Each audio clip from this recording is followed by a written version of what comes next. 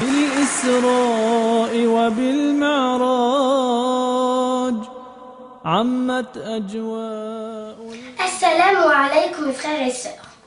Parmi les miracles du prophète Mohammed, il y a le voyage nocturne El-Isra.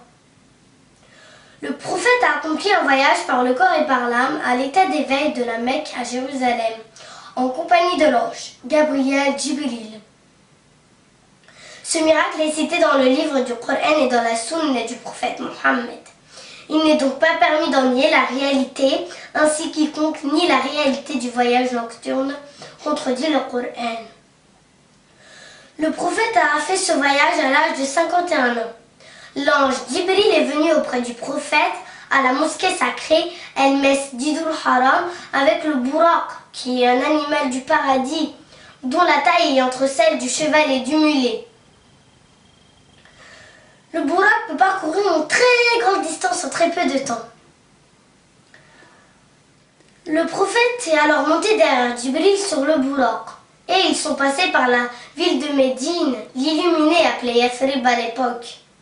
Le prophète y est descendu et il y a prié.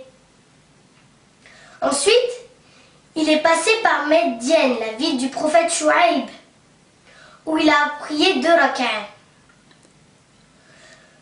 Puis, il est arrivé à Mont Sinaï, Tour Hussein, où il a accompli 2 rak'ah. Ensuite, il est arrivé à Bethléem, Baytul Lahm, où est né notre maître Jésus, Isa, où il a accompli 2 rak'ah. Lorsqu'il est arrivé à Jérusalem, Baytul Maqdis, il a attaché le Buraq à l'anneau, auquel les prophètes attachaient leur monture. Puis il est entré dans la mosquée de Al-Aqsa.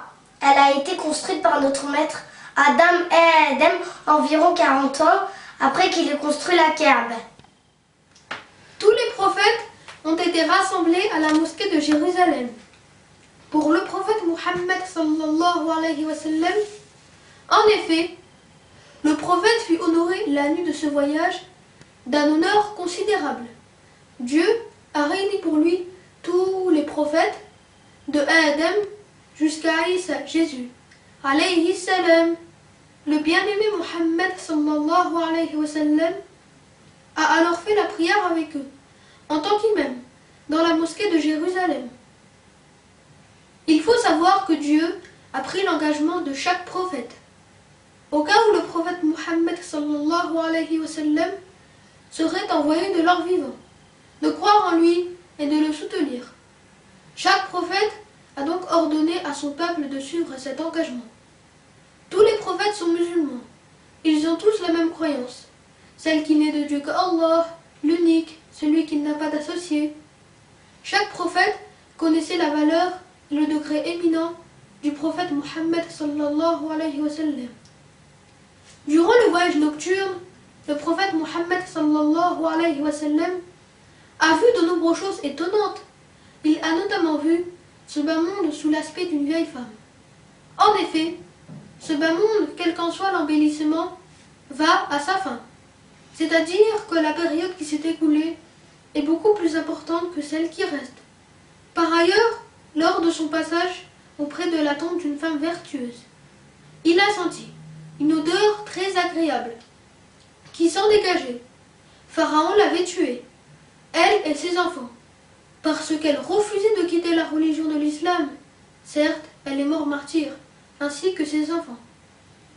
Puis, par la suite, a eu lieu l'ascension au-delà des 7 cieux. Nous expliquerons ce qu'il s'est passé lors de cette ascension dans notre prochain rappel, Inch'Allah.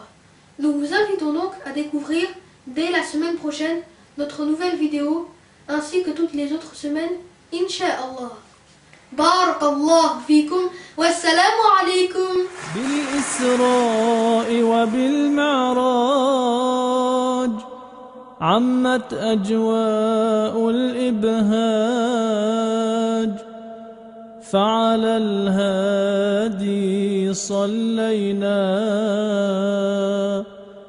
والأنوار عليه تاج والأنوار عليه تاج. بالإسراء وبالمعراج محمد